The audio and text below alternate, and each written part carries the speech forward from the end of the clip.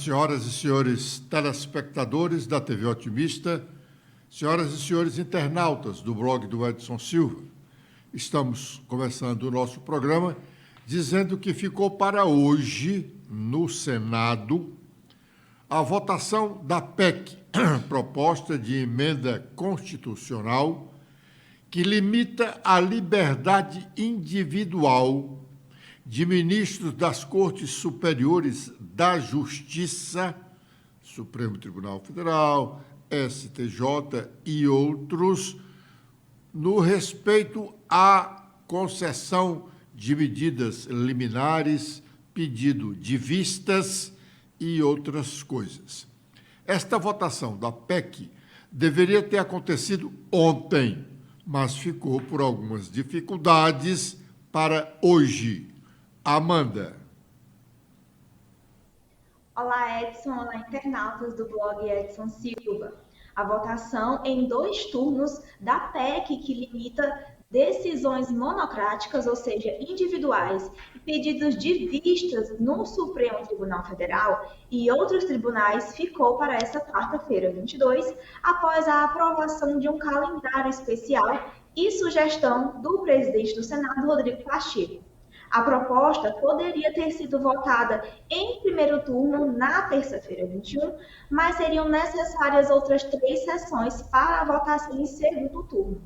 Foram 48 votos favoráveis no calendário especial, 20 contrários e 1 abstenção. O requerimento para a quebra desse intervalo foi apresentado por líderes de oposição ao governo, que negaram que a proposta seja uma tentativa de retaliação do Senado contra o STF. Isso não é revanche contra ninguém. Isso não é do grupo bolsonarista ou do grupo do Lula. Esse debate é importante para o direito brasileiro, para a justiça, para que haja segurança jurídica e para que nós digamos à sociedade o seguinte: a lei é para ser cumprida. A decisão tem que ser do colegiado. Isso vai ser bom para o Supremo, disse o senador Esperidião Amin, do PP de Santa Catarina, que é relator da proposta. O autor da PEC, Oriovisto Guimarães, do Podemos, do Paraná, reforçou que o projeto não tem o objetivo de prejudicar a harmonia entre os poderes, mas sim de valorizar as decisões tomadas em conjunto pelos ministros. Teodoro Silva Santos, que até agora ocupava uma vaga de desembargador no Tribunal de Justiça do Estado do Ceará, será empossado no fim da tarde de hoje como ministro do Superior Tribunal de Justiça. O Ceará tem um outro ministro lá no Superior Tribunal de Justiça, Raul Araújo. Já tivemos, em determinado momento, até 4 ministros no Superior Tribunal de Justiça. Em razão da posse do desembargador, da posse do ministro Teodoro Silva Santos no STJ hoje, brevemente, o governador Elmano de Freitas nomeará um novo integrante para o Tribunal de Justiça do Ceará. E esse novo desembargador será um integrante do Ministério Público Estadual, porque o desembargador, até então, Teodoro Silva Santos, ocupava uma vaga de desembargador, representando o 5º constitucional na cota do Ministério Público Estadual. A vaga aberta com a saída de Teodoro pode ser ocupada por um procurador de justiça ou um promotor de justiça. Procurador de justiça são os promotores de justiça que atuam junto ao tribunal e os promotores atuam na primeira vara da justiça comum. Até aqui, nenhum desembargador saído dos quadros do Ministério Público Estadual foi de promotor. Sempre os escolhidos são do quadro de procuradores de justiça. No dia 11 do mês passado, de outubro, 11 de outubro, tratamos neste espaço, aqui, no nosso programa, no blog do Edson Silva, na Rádio Assunção e na TV Otimista, da saída de Acilon Gonçalves. Acilon Gonçalves, o prefeito do município do Eusébio, do Comando Estadual do PL. No dia 11 de outubro, nós falamos sobre a saída do Acilon do comando do PL e do próprio partido, porque nós tínhamos uma informação que o governador Elmano de Freitas foi comunicado oficialmente pelo prefeito de Aquiraz, Bruno Gonçalves, filho de Acilon, que eles estavam saindo do PL e estavam conversando com a direção do PSB para que todos fossem para este partido. Acilon, o filho Bruno Gonçalves e a mulher, que é deputada estadual, a Marta Gonçalves. Esses três detentores de mandatos, prefeito e deputado estadual, com outros filiados ao PL, vereadores e novos e outras pessoas não detentoras de mandato, estavam mudando de partido porque Acilon estava divergindo do posicionamento de alguns integrantes do partido. No momento, nós comentamos que seria difícil Acilon ir para o PSB, porque nós havíamos comentado no dia anterior da negociação dos comandos nacionais do PSB e do PDT sobre uma federação de partidos e, antes que ela acontecesse, o PSB estaria ao lado da candidatura de José Sarto à reeleição em Fortaleza. Vamos ouvir o que nós falamos naquele dia, 11 de outubro, sobre o episódio que foi declarado público ontem. Acilon ontem comunicou oficialmente sua saída do comando do PL cearense. Vamos ouvir o que tratamos lá no dia 11 de outubro.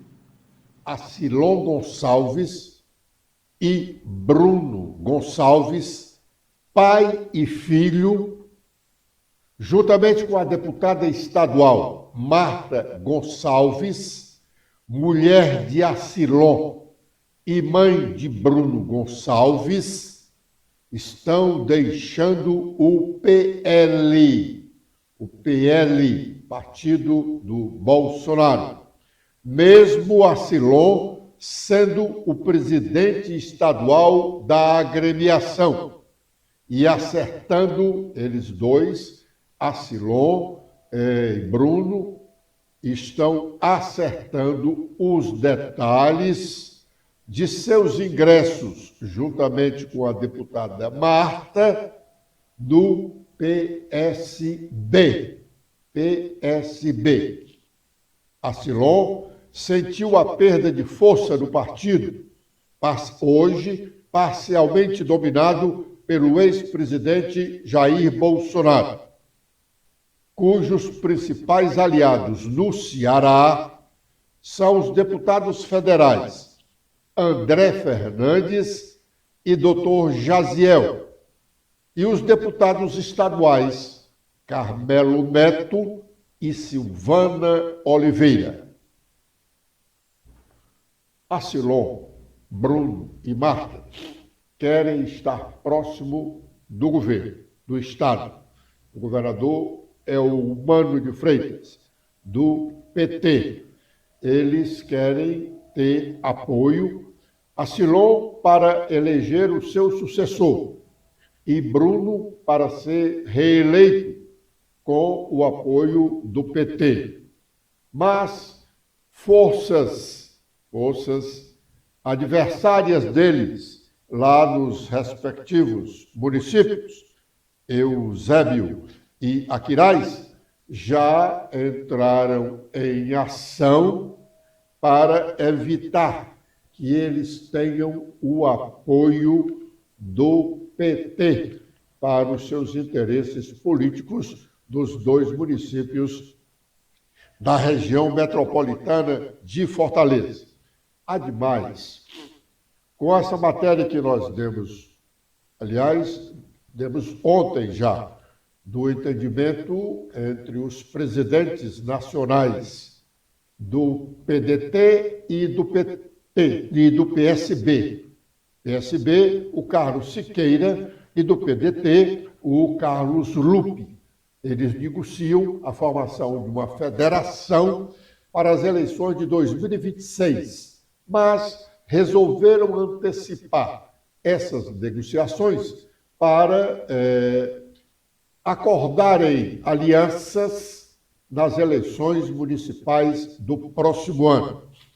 O PDT tem interesse em manter duas prefeituras que para ele são muito importantes, a prefeitura de Fortaleza e a prefeitura de Aracaju. E o PSB tem o interesse de manter também, porque ele é muito significativa, a prefeitura de Recife, onde o prefeito disputa a reeleição e a vice, que é do PDT, está numa boa situação eleitoral para disputar o mandato de prefeito. Com esse entendimento, a vice-prefeita não será candidata do PDT à prefeitura do Recife, facilitando o trabalho de reeleição do atual prefeito. E aqui o PSB apoiaria, como já apoiou na eleição de 2000, o prefeito José Sarto, candidato à reeleição. Nessa negociação, o PSB do Ceará é dirigido por uma comissão provisória. Comissão provisória é hoje e não é amanhã, como se diz na gíria popular, porque ela pode ser desfeita a qualquer momento, sem qualquer embaralho. Basta um ato do presidente do partido destituindo-a e nomeando-a outra comissão. Assim, não é seguro o comando de Eudoro Santana no PSB. E como Acilon é muito sabido, ele pode até mudar a sua linha de pensamento e sair do PL para outra agremiação. O fato é que eles estão dispostos a sair realmente do PL porque perderam força. Não são mais, Acilon não é mais o senhor absoluto do comando do PL do estado do Ceará, em razão da força política que detém o ex-presidente Jair Bolsonaro, já definido quem são para ele os candidatos a prefeito e vice-prefeito de Fortaleza, podendo, inclusive, aliás, também, o PL aqui é uma comissão provisória. O Acilon não tem a segurança de que poderá continuar a dirigir o partido, porque ele pode ser mudado a qualquer momento.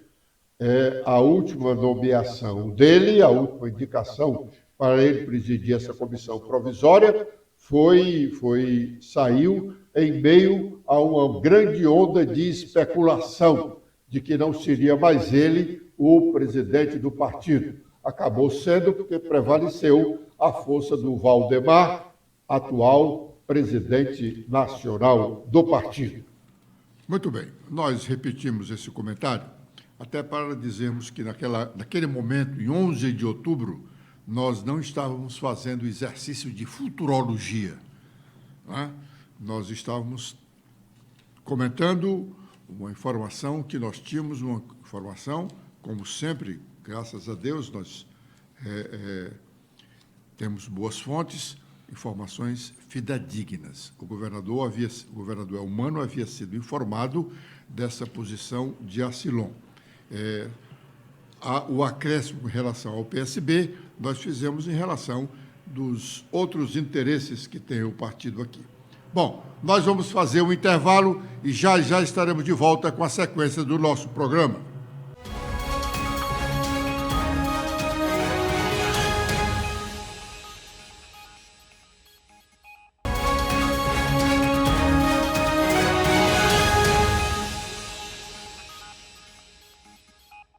O jornal o Globo, em sua edição de hoje, publica uma longa entrevista com a deputada estadual cearense Lia Ferreira Gomes. Lia fala para o jornal O Globo sobre a sua situação pessoal entre os irmãos Ciro e Cid Gomes, hoje inimigos. Letícia. Olá, Edson. Olá a todos que acompanham o nosso programa desta quarta-feira. Bom, de acordo com a matéria do Globo, a irmã de Ciro e Cid Gomes, rompidos desde o mês passado por divergências políticas, admite que desavença abalou a família e diz que não vê possibilidade de reconciliação no curto prazo. A irmã mais nova deles dois, deputada estadual aqui do Ceará, Lia Gomes, se alinhou politicamente ao senador, mas afirma que não se desentendeu com o ex-presidenciável do PDT. Ela define o atual cenário familiar como de muito sofrimento e adianta que seguirá os seus aliados que deixarão a legenda em busca de outro partido. Até agora, a guerra interna já provocou 73 desfiliações, mas nada ainda oficial dentro do PDT. Ao Globo, ela conta que não tem conseguido blindar a atividade profissional da tristeza que vem sentindo. Tem dias que eu nem tenho vontade de vir trabalhar. No ano passado, questionado pelo Globo, a senhora esteve com Ciro Gomes ao apoiar a candidatura de Roberto Cláudio ao governo do estado. Neste ano, está do lado de Cid. O que mudou? Ela responde: no ano passado, o partido decidiu em um processo democrático pelo nome de Roberto Cláudio e por isso o apoiei. Passada a eleição, precisei ver como me comportaria dali em diante. Conversei com todos os prefeitos que me apoiaram e percebi que deveríamos retomar a aliança de anos com o PT e fazer parte da base de governo de Elmano de Freitas. Eu tenho tentado contestar essa fala de que estava do lado de um e agora estou do lado de outro. Os dois são meus irmãos. O amor é o mesmo pelos dois. Essa é apenas a posição política. Estou apoiando o Cid por entender que é a melhor opção. Então você não rompeu com seu irmão Ciro? Ela responde: não. Conversei com Ciro, inclusive. Disse a ele que devo meu mandato às pessoas que me elegeram, que acreditaram que eu apoiaria esse projeto. Foi uma decisão coletiva e eu deixei bem claro para ele. E ele entendeu? Ela responde: olha, ele não concordou, mas acho que compreendeu. A solução para a briga? Ela responde: acho que só no futuro. Agora as coisas ainda estão agitadas. O ideal é que a gente convivesse no partido com essas diferenças, que cada um pudesse seguir o seu caminho. Mas infelizmente as coisas se agravaram e estamos à distância. E a briga tem prejudicado a família e o seu mandato? Ela responde: é muito difícil para mim. Tem sido assim uma fase de muito sofrimento mesmo. Tem dias que eu nem tenho vontade de vir trabalhar.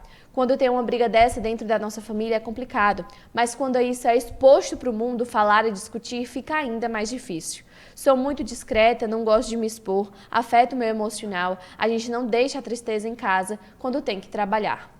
Como são os almoços em família? Eles se encontram? Ela responde: não, é difícil. E como a senhora avalia a postura do presidente nacional do PDT, André Figueiredo, que está fechado com Ciro? Nós temos uma bancada de 13 deputados estaduais, em que apenas 3 estão com diretório. Dos mais de 50 prefeitos, 43 se manifestaram por Cid. Não consigo entender como um partido abre mão desse quadro. Fico brincando que o PDT vai caber num Fusca, né? Terá um deputado federal e 3 estaduais. André quer mesmo é dominar tudo.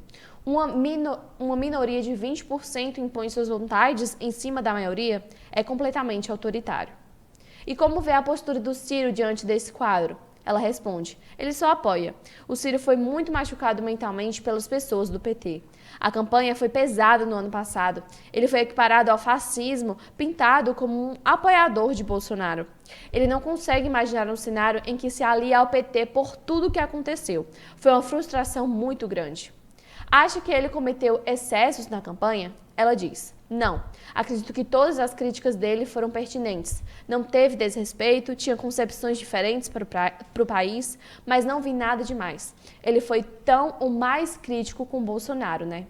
E para o grupo de Cid, são muitos políticos buscando um partido e há risco de nem todos conseguirem se filiar à mesma legenda.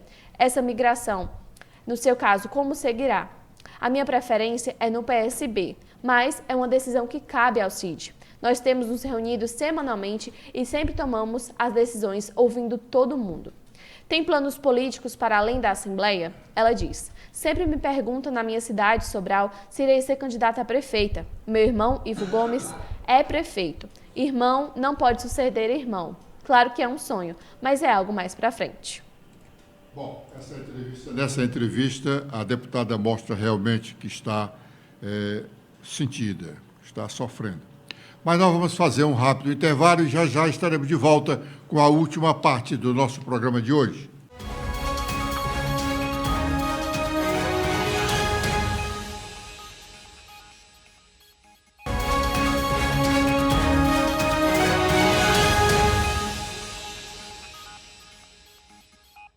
Bom, agora é o momento de sabermos quais as nossas manchetes. Letícia. CEINFRA é premiado nacionalmente por projeto de energia solar em escolas. O secretário da CEINFRA comemorou a entrega do prêmio, como iniciativa nobre e eficiente, visto que faz parte das ações da atual política de sustentabilidade energética do governo do estado do Ceará, afirmou. O governo do Piauí sai na frente com hidrogênio verde. União Europeia garante apoio à construção de usina no estado vizinho. Aqui a previsão é de iniciar obras no final do ano que vem, de 2024, com início de operações após 2 anos.